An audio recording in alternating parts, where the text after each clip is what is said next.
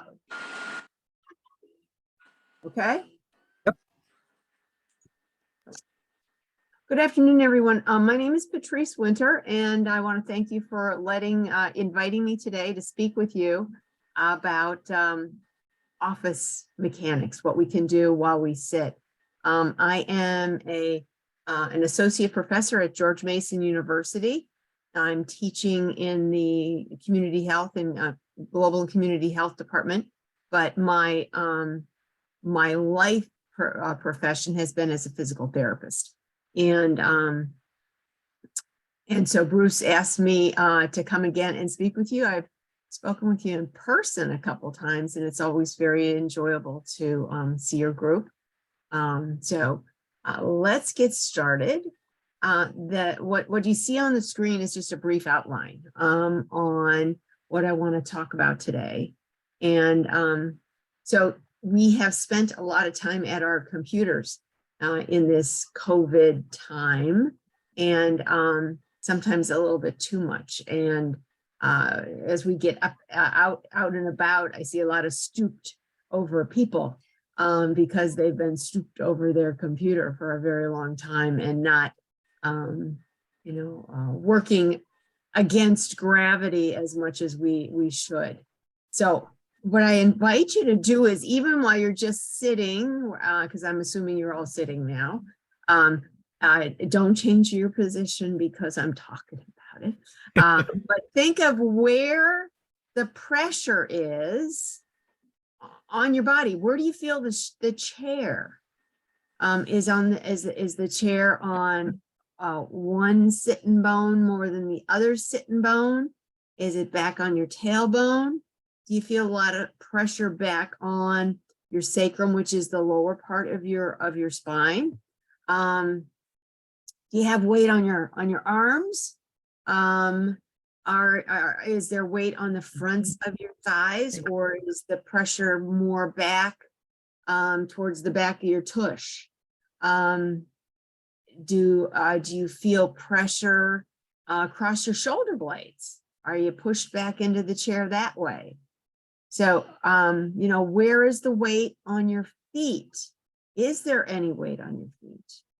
Is it on one side more than the other? So, we kind of have this tendency to just kind of mold ourselves to the chair or to whatever we're seated in. Or go the car. You kind of just put your hands on the steering wheel and you just collapse back into the car seat and wind up in a really slouched position. So what I want to do today is just to kind of make you more aware of where you are in space and how it might not be good for you how you're holding those positions. So you need to know where you are now in order to maybe change a little bit. So here you are in the chair. Are your knees really bent? Are they a little straight? Is your chair high? Is it really low? But mainly, where is the pressure? And that's a start. Okay. Often what we might do after this is all over is even to get up and then look at your favorite chair. Is it worn deeper on one side or the other because you've been like hanging over on one side for so long that everything kind of goes one way or the other way. So you're putting a lot of pressure on one arm or the other, one tush or the other. I mean, I wear out the elbows on my sweaters on the right side. So that's kind of like, ooh, haven't been watching that. So I spend a lot of time, even though I'm right-handed, you'd think it'd be on the left, but I wear out the elbows on my right elbows on my sweaters. So it's a good excuse for a new sweater. No? So I want you to, we're gonna back up just a little bit, catalog where all those pressures are. Okay, we want to think of our sitting like a three-legged stool with your tush, both sides, one leg of the stool and one foot a leg and the other foot a leg. Sitting is a dynamic activity, not a passive one. And the majority of us do it very passive. We assume the shape of the chair. And if we want to, get a little bit more fit while we sit, you need to think of it as dynamic, as in the muscles are working. They're not in relaxation.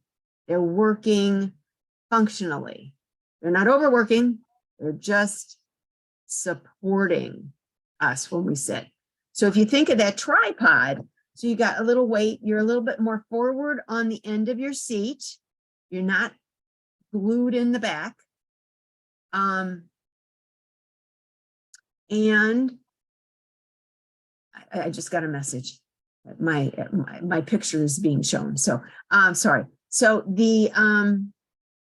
you're a tripod. So you're on one, your tush is on one leg of the stool and a foot on each other. So that if I were to reach one way, say if I'm reaching to my right, I feel pressure on my left foot.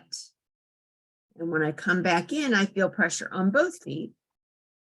If I go to my left, I'm feeling pressure on my right foot. In other words, I am pushing through my whole system for me to go towards my left. I'm pushing with my right foot to kind of ease me over to the left. So I'm using my whole body, not just telescoping my arm. Use my whole body. So it's like you're dancing in your chair a little bit. But when you move in your chair from side to side or front to back, it's almost, you want to feel weight shifting in your feet, thinking of that tripod. Okay? We're going to try that just a little bit. So you go reach for the phone, whether it's landlined or just your little phone sitting over there. You reach one way, you're feeling pressure on the opposite foot. Now, if you're way back in your chair, that's not going to happen. You need to be forward and not feeling the back of your chair. So there's probably a good hand breath between your tush and the back of the chair. You've moved yourself forward just a little bit. I know this is hard being, in a 2x2 box, 2x1 box, but the idea that you're forward in the chair, you're nice and upright, so you can actually feel your abdominals maybe contracting a little bit, but you're working as a unit, not slouched back in your chair and reaching with your whole body or with your arm. So telescoping it out. Okay. You're slouched in your chair. Let's see if I can do this. Okay. You're slouched in your chair. You can reach and like, oh, I can't quite get it. So I'm going to telescope my arm out. That's not good for your arm or your body.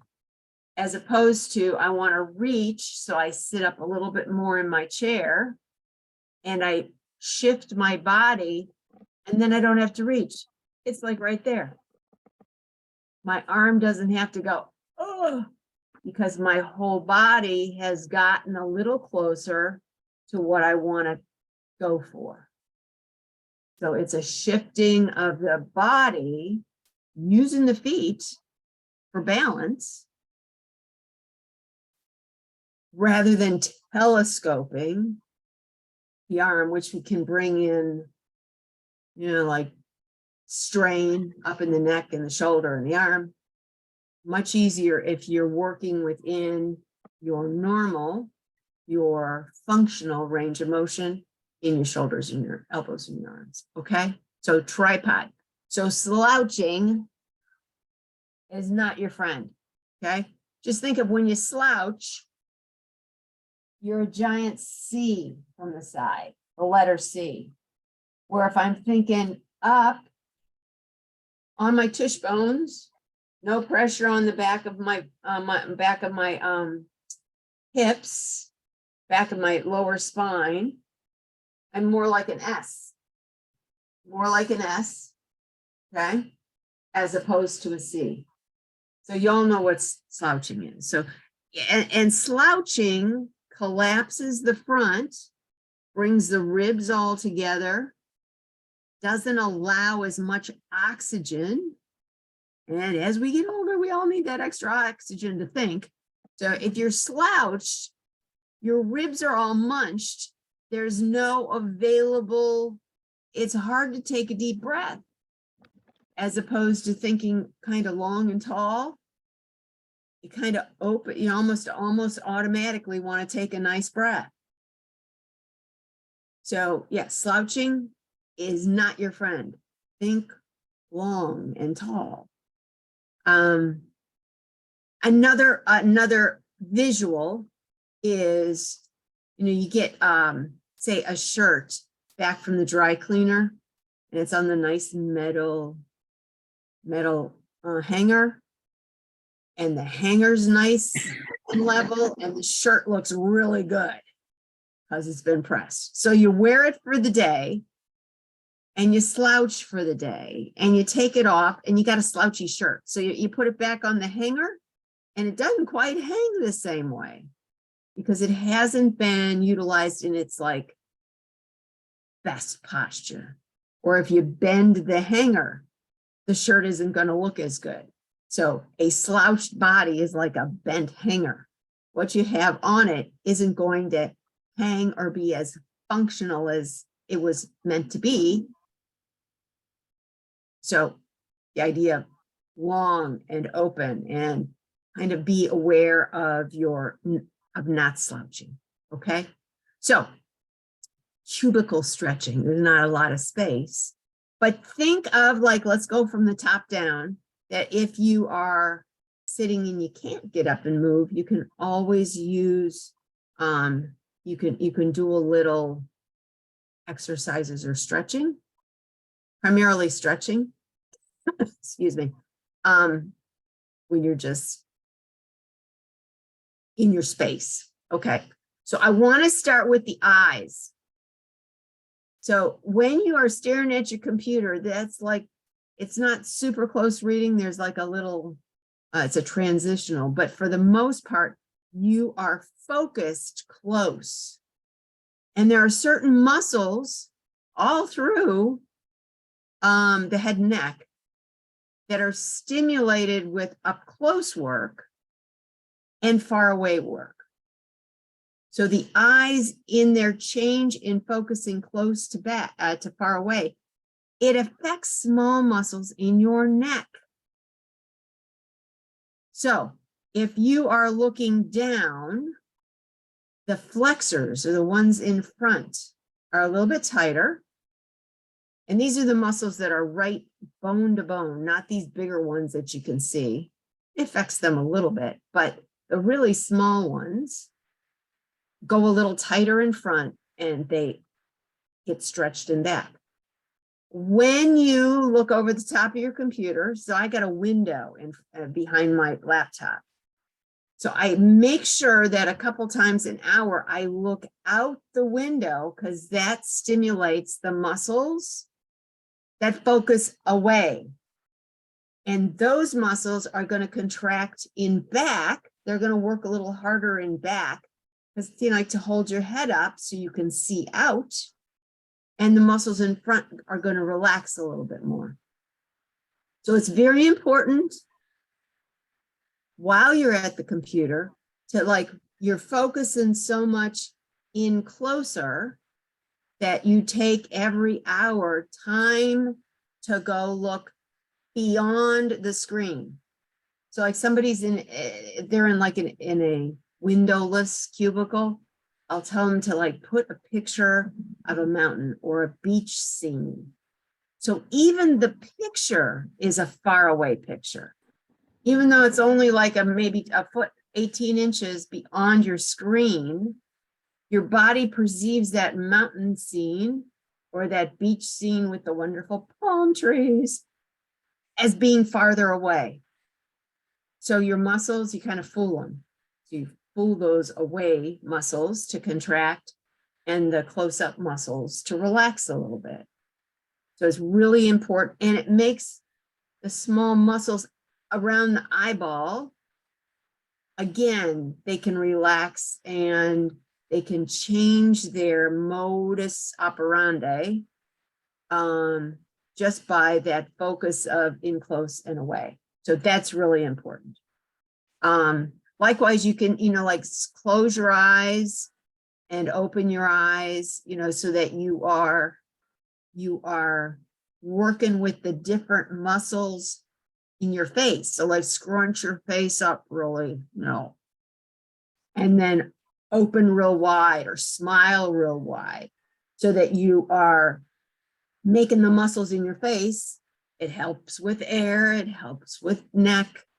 So just you're changing the firing patterns a little bit. And then after you do eyes, you go down a little bit further into the neck. And it's just, the idea of looking down towards your knees. There's no need to put your chin on your chest. Just look down, let your whole head move down towards your knees. And then I don't want you looking up to the ceiling because, again, as we age, we're not having as much motion in our neck, especially with extension.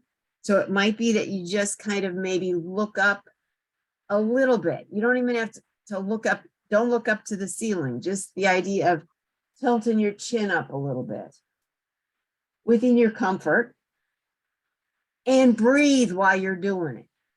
Breathe in when you look up, breathe out when you look down. Just nice and slow and comfortable. And then you get to like where your eyes are level, and just like turn 45 degrees from the front and feel like you're doing it in your neck. Don't turn your whole shoulder. Okay. It could be that you got some limited range of motion. So you only want to go within the range that you have. You don't want to like crunch it way over to one side or the other, because that's not good either. Okay. You have to work on where you are now. You can't go, well, when I was 20, this is what I did. Well, we're not 20 anymore. And we got road wear. So you have to, just take it about 45 degrees. And it's just the idea of moving the joints rather than just like hugging the computer. Okay. And then the same sort of thing of just your ear down, looking straight ahead, your ear down towards your shoulder. But again, if you can only go like 10, 15 degrees, go 10, 15 degrees. There's no ear to shoulder. No, just towards, not to. Okay. And just the idea of making, like, if I had a board here, of making a circle with my nose. And then go the other way. Okay, that's an easy one to do. You can do that and open and close your eyes at the same time. Practice coordination. But just like little circles with your nose, like an O, if you're tracing an O in front of yourself. Okay. So that kind of takes care of the neck. And it's you got a crick in your neck, don't force it. Just kind of move within your comfort zone, your available space. And then, that was the neck. So we go down to the shoulders, and just the idea of raising your shoulders and letting them drop. And raise them and let them drop. Just so, because if you've been at the computer and you're all hunched up, you got to let those shoulders relax. And then, do circles backwards, like you do in backstroke, but just do your shoulder back. You really don't have to go forward because you're you're kind of maybe doing a little slouch. So why, do a lot forward, work, pretend you're doing a backstroke. You know, your arms are just kind of on your shoulders, and let your arms do backstroke. So if you have limitation in your shoulder and can't get it up a whole lot, you can still get some motion in that shoulder girdle by just doing your shoulders. Okay. And then you want to work down your arm. So that the idea of just straighten out the arm and bring it as close to your shoulder. You can just up and back. You have good range. You can go, you know, like touch your head. You know, and you, of course you do both sides. So just a little bit of the flexion of the biceps. And then the idea of just easy does it down to your head and back up. And then, you know, if you spent so much time on the computer, the idea of just, you know, exercising your fingers, you know, knit your finger, clasp your fingers together and then open them and then clasp them the non-comfortable way. Because we all of us, you know, there's a 50-50 chance whether you put your, when you grasp your hands, if the thumb is the right thumb's on top, then change and let your left thumb be on top. So you're spreading your fingers. Okay. So that's good. Of just, and you can round, you get your wrists and then you go the other direction. One direction's really easy and the other direction you got to think about before you get it started. But that'll help with range in your wrists and it'll let your fingers just relax a little bit. Okay. So that's shoulders and elbows and wrists and fingers. Okay. Now, just even sitting, we're going back to like that, the elbow, I mean, the tripod. So you're kind of sitting forward to the middle to the forward of your seat. Don't go too far to the forward. I don't want you falling on the floor. So make sure you're good and secure on your chair. And you can just even practice slouching and then practice, let your hands be on your knees. And I don't know, there's an easy way to do this. So my hands are on my knees and I'm going to slouch. And then I'm going to put more pressure on the backs of my thighs. And I'm going to get taller. And then I'm going to put more pressure on my tailbone and go into my slouch. And I'm going to take in a deep breath and put more pressure on my backs of my upper thighs and push into my knees and feel straighten my elbows and get taller. So you just do that a couple times. It's like a little massage to your spine. Okay, so the hips while you're sitting, of just picking one foot off the floor and putting it back down and the other foot. So it's like you're marching in place. Okay. You can then also you could like kick your foot forward a little bit. So just take one foot off the ground and ease it forward a little bit. Other foot off the ground, ease it up forward and back. If you're not strong enough to pick your foot up, just slide one foot forward and slide it back. Slide it forward 6 inches, slide it back 6 inches. For other foot, forward 6 inches, back 6 inches.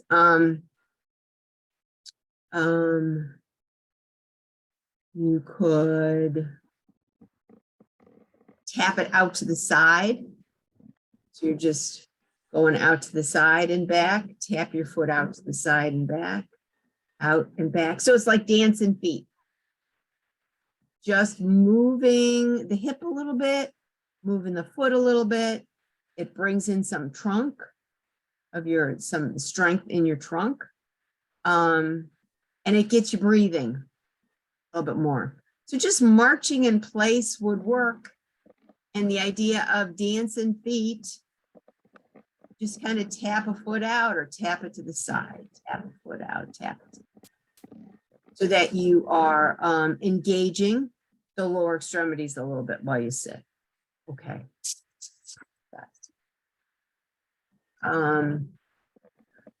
Okay, with your feet, dancing feet, pretend 1 foot at a time, pretend with your heel out just a little bit of an angle, down from your knee.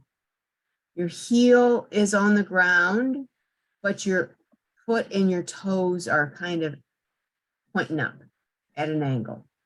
So your knees bent a little bit. No, can't do that. Okay. So your foot is just forward a little bit with the heel on the ground. Pretend that you got a piece of chalk or a marker on your big toe and make like the large case A. So you go down and then you bring the toes back. So you're exercising the ankle, and then you go down again to the other part of the A and you cross it. So then make a large case B and then a large case C. Okay, and then switch feet and do S, T, and U, on this foot. So the other foot is out just a little bit, heel on the ground, toes up at an angle, and just do a big S and a big T and a big U. Okay, so you should feel the muscles working in the feet. You should feel the range of motion in the ankle. And you might even feel some motion up into your calf muscle. Your heel's on the ground, but it's stretching the muscles of your ankle. As we get older, we get stiffer.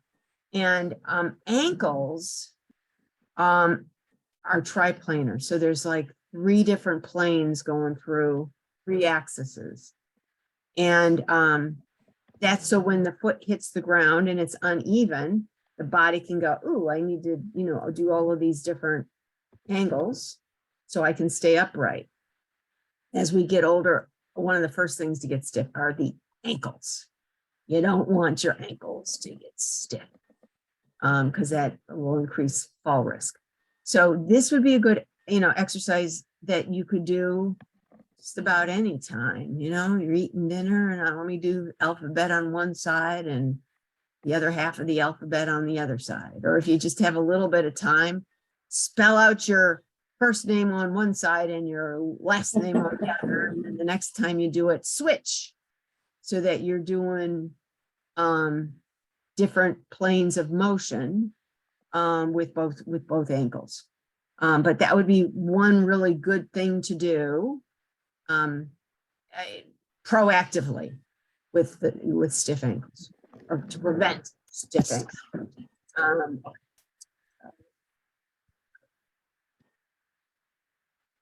Okay.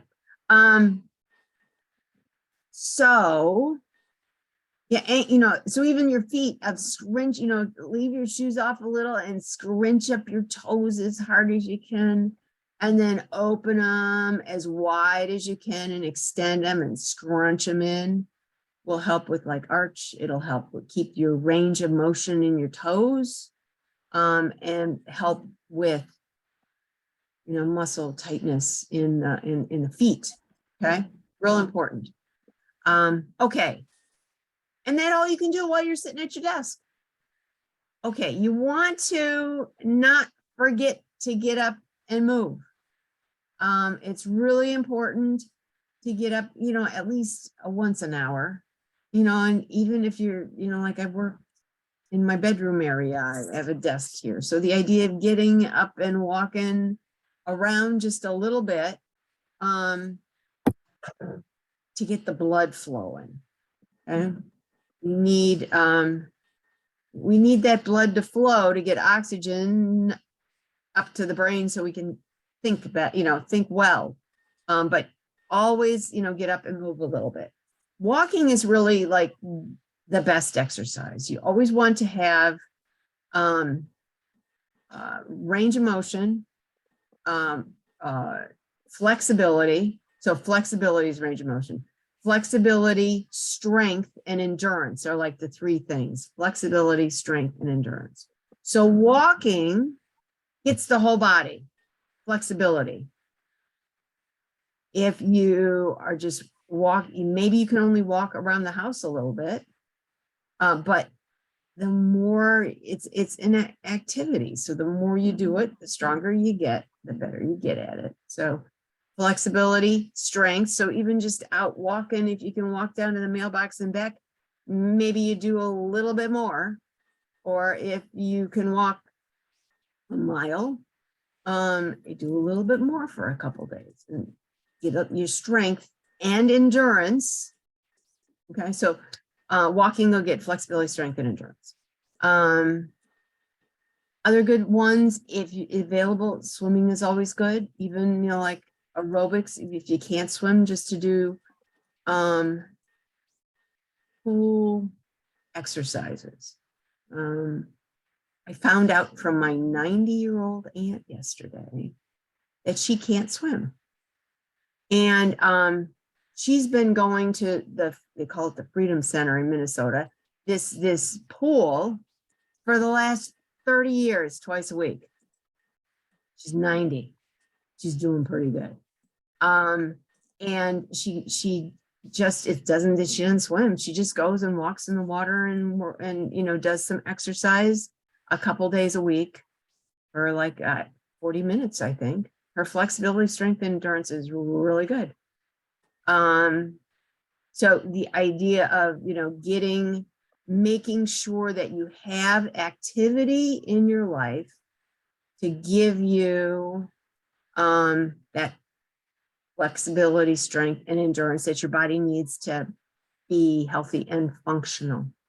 Okay, so sit to stand, even just practicing sitting and sitting controlled, up and sitting and down, very controlled, not plopping in the chair. So if you, be aware, practice a little standing up and sitting down. It takes a lot of muscles strength to be able to sit and stand with control. And even just standing at your computer and shifting your weight, shift the load from like one side, slowly shift to the other. See if it's easier to put pressure on one leg or more than the other. But the idea of controlled, it's like dancing, just a controlled shift, body shift, because that's what walking is one leg standing, leg after leg. Okay. So just even a shift, you got the desk there to hold on to, just a shift from side to side is a good start. Then you shift where you take a foot off the ground, shift, foot off the ground, and you get fancy where you shift, and then you try and kick your tush and shift and try and kick your tush, opposite tush. So there's progression to all of these little things that I showed you today, which were just the basics. Okay. Yeah, get up and walk. Don't get lost in your work, and circulate. So both your body circulate and allow the inside of your body to circulate. Okay. Thank you. That's all I have today. If there's any questions, I would welcome questions. I have a comment here from somebody who says, what about the crossing of your ankles or maybe even crossing your legs? It's usually that's not really advised because you affect the blood flow and so on. It does, and as we get older, you got to be careful about constricting anything. So yeah, no, it's really easy to cross your legs, both your ankles and at your knees. But what I would invite you to do is that tripod idea. So even if you're like in a dining room chair, of sitting in the middle of the chair rather in the back of the chair, make sure that your feet are on the ground And if you're bringing in the tripod and you're using your whole body in sitting, you won't be able to cross your knees or your ankles because you're using them. Anytime you cross your knees or your ankles, you're usually back and it's you're just kind of collapsed on all your joints, just kind of hanging out, that you can pick a leg up off the ground and cross it. So I would invite you to try and be an up dynamic sitter and that you feel pressure on your feet. Also, is there ways to do some exercises to strengthen your knees while you're sitting? Like the one I showed, I talked about of kicking. So you're sitting and you're just gonna, kind of put your foot out in front of you. What you're doing is you're picking. Are you raising your Your foot or thigh just and putting your- it out? You're kicking. It's if this Right. was your thigh and this is your calf, you're kicking out your foot. Yeah, that's Okay. what I thought. And that gets your quad, that gets the muscles on the top. Now, if you just turn your like toe in a little bit and do that, that gets like the outer part of the quad. If you go straight up, it gets most of them. And if you turn your toe out just a little bit, that's going to get more of the inner quad. Hamstrings, which were the ones on the back of the knee, you have to stand up for those. And that would be just like you're pretending to kick your butt. And you can kick on the same side, or you can kind of pretend that you're going to kick your opposite tush. But standing with the front of the thigh really long, and just trying to kick your foot up. You don't have to get it that high. That was just for showing it. So you're just kind of picking up your foot off the ground is going to bring in the hamstrings. So that would get some strengthening of the knee. Then there's the primary muscles on the front are the quads, and the primary muscles in the back are the hamstrings. So of doing the action that they're meant to do. So the quads extend the knee and the hamstrings flex the knee. So just doing that activity will bring in those muscles. We spent some time here going through all these exercises, which are all good, but it takes some time. So how often do you have to do these exercises to be able to benefit? You don't have to do them all at once. It could be that you do your eyeball exercises, in the morning, and while you're brushing your teeth, you can do your weight shifting while you brush your teeth. It's incorporating things in. They're not work. And if you go exercises, everybody goes, it's work. And so you don't want to do it. If you can incorporate things into your, you do them throughout the day so that it's part of your life. It's not work. Okay. Miss Lessner. Yes, hi, thank you. This is really great. I can't wait to listen to the recording. So, because I've been writing furiously. But anyway, I'm always kind of achy back here in the back of my neck, and I'm always sort of round shouldered, not terribly. Yeah. I try to lift my sternum, but it always feels like my shoulders are exaggerated back when I do that. So I don't know how, so it all works together, that kind of hunching and then the ache back there. And if you have like the glasses that are doing they don't make bifocals anymore. These ones that are transitional. Yeah, progressives, right. Progressive, thank you. Never remember that. That's you're just primed for this because you're doing this crazy stuff with your neck, trying to make sure you That's- can focus. Yeah, even without my glasses. Yeah. Sorry. So it's this, it's computer accentuates it, Mhm. but it is even out and about. You're like doing this, trying to find where the sweet spot is.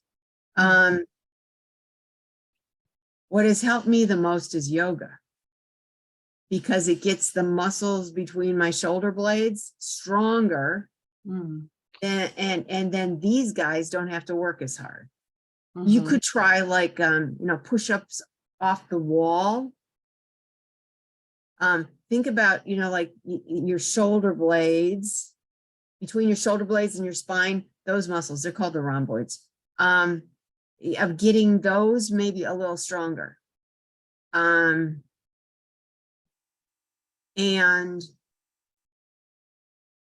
maybe shifting your monitor a little bit. Put it down lower so that you can like look at a down angle rather than an up angle. Yeah, Mhm, play around with your monitor a little bit. mhm. Okay. All righty. Thank Okay. you. You're Yeah. welcome. Mhm. Anybody else have a question? Okay. So thank you, Dr. Witter. Again, another good You're most presentation. welcome. And I think because I passed the host over to you, I think you have to I stop can the stop recording. the recording. Yes.